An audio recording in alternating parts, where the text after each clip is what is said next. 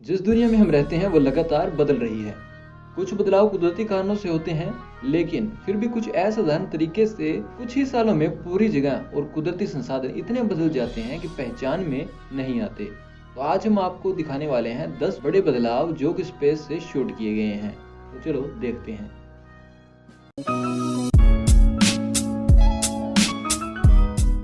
Dry lake California. California में 2014 की गर्मी के कारण यहाँ बहुत बड़ी कुदरती आपदा आई।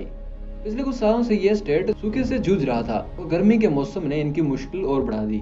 यहाँ हवा में पानी की मात्रा बाकी जगहों से 7% कम है और पानी लोगों की आंखों के सामने वाष्प बनकर गायब होता जा रहा था।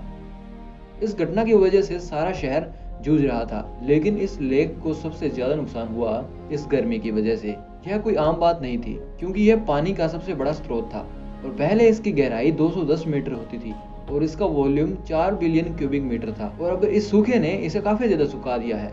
यह लगभग अपने तल तक पहुंचने वाली है। इस फोटो में यह लेक सिर्फ 30% ही बची है। वहाँ के लोगों का कहना है कि पानी पहले के मुकाबले में इतना गिर चुका है कि हाँ, अब बोट चलाना मुश्किल है। ये तो हम जानते हैं कि कुदरत को कोई समझ नहीं सकता। Lake Powell. Lake Powell US का सबसे बड़ा पानी का स्रोत है, लेकिन यह भी मुश्किल समय से गुजर रहा है। यह लेक कोलोराडो रिवर पर स्थित है और इसका सारा एरिया 27 मिलियन एकड़ फीट है, जो कि पानी की बहुत बड़ी मात्रा है। अगर ये आपको समझ नहीं आया तो मैं आपको बता दूं, पानी का 1 एकड़ फुट 4 लोगों के परिवार के लिए पूरे साल काफी होता है। हालांकि सूखे के कारण और पानी का ज्यादा इस्तेमाल ऐसी बड़ी लेक्स को कुछ ही सालों में खत्म करने के लिए काफी है। ये सैटेलाइट फोटोज जो कि 1999 लेकर 2019 तक ही है, में साफ दिखाया गया है कि कैसे इस लेक की धीरे धीरे मौत कर दी गई है। ये सबसे ज्यादा और जल्दी 2000 से लेकर 2005 के बीच में सूख गई थी। इस वक्त इस लेक का पानी 30 मीटर तक सूख गया था। यहाँ के पत्थरों पर हम अब भी उस समय के निशान देख सकते हैं, जो पानी काफी ऊपर हुआ करता था। हमें उम्मीद है कि इंजीनियर्स और साइंटिस्ट इसका सुधार कर देंगे। अराल सी। बदकिस्मती से अराल सागर अपने विनाश को रोक नहीं सका। अब यह एक डेजर्ट का रूप ले चुका है। क्या आप विश्वास कर सकते हैं कि यह कभी एक पूरा सागर हुआ करता था? यह सारा विनाश 1960 में शुरू हुआ था, जब काफी सारा पानी नदियों से खेती के लिए यूज किया जाता था। ऐसा करते करते इस सागर का पानी कम होना शुरू हो गया। बाद में यह कुछ छोटी छोटी दरियाओं में बट गया। कुछ समय बीत गया और इस विनाश की गति और तेज हो गई और 1989 में यह समुद्र 2 अलग अलग पानी के स्रोत में बंट गया और 2014 में इस समुद्र का ईस्टर्न हिस्सा पूरी तरह से सूख चुका था। नासा के द्वारा लिए गए इन चित्रों से हमें पता लगता है कि यह कितना बड़ा नुकसान हुआ है, लेकिन फिर भी वहाँ के लोगों में उम्मीद है। Flowing glacier. स्कूल्स में बताया जाता है कि ग्लेशियर्स धीरे धीरे पिघलते हैं, लेकिन यह एक ऐसा ग्लेशियर है जो कि ऐसा लगता है जैसे कि कोई रिकॉर्ड सेट करने वाला है। यह कोलंबिया ग्लेशियर है, जो कि अलास्का में है। 31 सालों में जो डेटा कलेक्ट किया गया है वो बताता है कि यह बड़ी बर्फ का टुकड़ा 135 मीटर तक पिघल चुका है, जो कि इसका 8% भाग था। साल 2001 कोलंबिया ग्लेशियर के लिए सबसे एक्टिव साल था, क्योंकि इस साल हर दिन लगभग 30 मीटर बर्फ पिघल जाती थी और इतनी बर्फ के पिघलने से जो पानी यहाँ से गया था वो हर साल 7 क्यूबिक मीटर था। आप देख सकते हैं कि यह ग्लेशियर कितना बदल गया है। इतने सालों से यह ग्लेशियर थिनिंग से प्रभावित रहा था। इस कारण इसने 40 मीटर की मोटी परत खो दी थी और यह बदलाव एक कारण से ही हो सकता है, और वो है मौसम में बदलाव होना। तो यही समय है अपनी कार को साइकिल से चेंज करने का। Melting mountain. कुदरत को लेकर अगर आपको पहले वाली उदाहरण काफी नहीं है तो इस पर्वत को ही देख लो। यह पर्वत इटली और स्विट्जरलैंड के बॉर्डर पर है। यह सुंदर पहाड़ काफी मशहूर है। यह पर्वत एक चॉकलेट कंपनी टोब्लरोन के ऊपर भी है और इस कंपनी ने एक आर्टिस्ट को इसका लोगो बनाने का कहा था और उसने इस पर्वत को ही चुना। और इसका कारण है 6 अगस्त 1960 को यह पर्वत नीचे से लेकर ऊपर तक बहुत सारी बर्फ में ढका हुआ था और यह बाद वाली फोटो 45 साल बाद की है और इसे देखकर लगता है जैसे कि यह पर्वत इतनी सारी बर्फ को खो चुका है और काफी उदास है। पृथ्वी के बढ़ते तापमान के कारण यह ग्लेशियर पिघल रहा है, लेकिन लोगों को ऐसा लगता है कि जैसे यह कभी नहीं पिघल सकते। यह पर्वत यहाँ के लोगों में बड़ा अट्रैक्शन पॉइंट था, लेकिन अब यहाँ जाना मौत को गले लगाने जैसा है, क्योंकि यह बर्फ कभी भी पिघल सकती है और नीचे आ सकती है।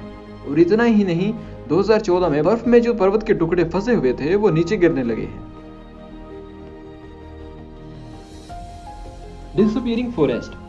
हम सभी जानते हैं कि जंगल धरती की फेफड़ों के समान होते हैं हमारे जीवन की गुणवत्ता हमारे आसपास की साफ हवा पर ही निर्भर होती है, लेकिन जब बात खाना पैदा करने की आती है तो कुछ लोग इसके बारे में सोचने लगते हैं। हमें भी एक हैरान करने वाली उदाहरण ब्राजील में मिली। एक समय ऐसा था जब 208 स्क्वायर किलोमीटर बड़ा जंगल यहाँ होता था, लेकिन यहाँ के किसानों ने खेती के लिए और पशुओं को रखने के लिए यहाँ से पेड़ों को काटना शुरू कर दिया। ये फोटोज काफी उदास करने वाली हैं। नासा का कहना है कि हर साल लोगों ने यहाँ कैसे खेत बनाना शुरू कर दिया था और पेड़ों को काटना शुरू कर दिया था। 1978 में 4200 स्क्वायर किलोमीटर की जगह किसानों द्वारा साफ कर दी गई और 2003 तक 6800 स्क्वायर किलोमीटर का ट्रॉपिकल फॉरेस्ट हमेशा के लिए गायब हो चुका था।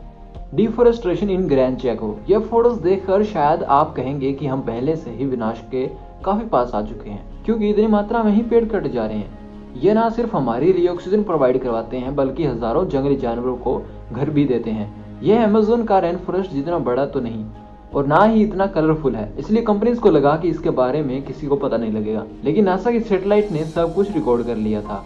यह फोटोज ग्रैंड चेको की 19 साल की अंतराल की है। यह 1985 से लेकर 2013 तक 20% जंगल को काट दिया गया था। फिर 2010 से 2018 तक बाकी का 29,000 स्क्वायर किलोमीटर जंगल काट दिया गया था और पेड़ों को खत्म कर दिया गया। अर्जेंटीना में इस जमीन का एक हिस्सा सोयाबीन की खेती के लिए काम में लिया जाता था और अर्जेंटीना इसका सबसे बड़ा प्रोड्यूसर है। अथॉरिटीज ने इस पर काबू करने की कोशिश की, लेकिन कुछ बात नहीं बनी। Growth of new Delhi. आपने रैपिड अर्बनाइजेशन के बारे में तो सुना ही होगा, तो आज हम दिल्ली की बात ही कर लेते हैं। भारत की राजधानी दुनिया का सबसे तेजी से बढ़ने वाला शहर है। इन फोटोज में अर्बन एरिया को पर्पल कलर से मार्क किया गया है।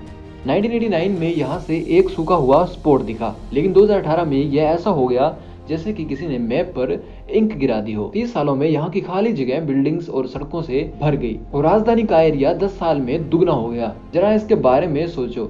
2016 में दिल्ली की पॉपुलेशन हर दिन 1000 बढ़ जाती है और इस बड़ी बिल्डिंग्स और आबादी के कारण कुदरत को काफी प्रभाव हुआ है और इमारतों से निकलने वाली गर्मी के कारण यहाँ साउथ की स्टेट्स के मुकाबले में ज्यादा तापमान रहता है और ठंड में भी यहाँ के आसपास की स्टेट से इसका तापमान 8 डिग्री तक ज्यादा होता है।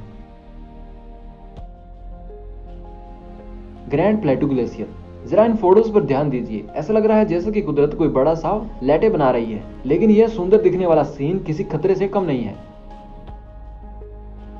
आपने अभी जो टाइम लैप्स देखा है वो ग्लेशियर्स बे नेशनल पार्क में मौजूद ग्रैंड प्लेटू ग्लेशियर की है, जो कि अलास्का में है। आप ग्लेशियर के कुछ हिस्सों पर बोट की मदद से जा भी सकते हैं, लेकिन सैटेलाइट की इन फोटोज से हमें सही मायने में इसका बदलाव दिखाई देता है। ये फोटोज 35 साल तक लगातार ली गई हैं। ये शुरू हुआ 1994 में, जब इसकी परत पतली होनी शुरू हो गई थी और 2019 के सितंबर महीने में इसकी पहचान करना मुश्किल हो गया था। बर्फ के बह जाने के कारण यहाँ बहुत सारी जगह खाली हो चुकी है और बहुत सी नई चोटियां सामने आ रही हैं और इसका कारण कुछ नई लैक्स बन चुकी हैं। Empty city. हमने इतना कुछ देख लिया, क्या आप जानते हैं कि बिना इंसानों की धरती कैसी होगी? तो चलो जानते हैं। हाँ, हम पूरी धरती के एग्जाम्पल नहीं ले सकते, लेकिन हम एक सिटी के उदाहरण के तौर पर बता सकते हैं। पिछले साल फरवरी में चाइनीज फैक्ट्रीज और शॉप सभी बंद कर दी गई क्योंकि चाइनीज न्यू ईयर शुरू हो गया था। लेकिन इस बार ना सिर्फ फैक्ट्रीज बल्कि पब्लिक ट्रांसपोर्ट भी बंद कर दिए गए। यह सब कुछ हुआ वुहान में। सभी लोगों को घर पर ही रहने को कहा गया। नासा ने इस शहर पर सबसे ज्यादा पोल्यूशन होगी फोटोज शेयर की थी, जिसमें आप पोल्यूशन को साफ देख सकते हैं। एयर पोल्यूशन पिछले सालों के मुकाबले में क्रिटिकल पोल्यूशन लेवल को इस साल पार कर चुका था और जो कि नासा को हैरान कर देने वाला था। लगता है कि हमें अब धरती छोड़ देनी चाहिए, क्योंकि इतना जहर तो इंसानों को काफी बीमारियां दे सकता है। यहाँ हमें अपने आप को सुधार लेने की जरूरत है।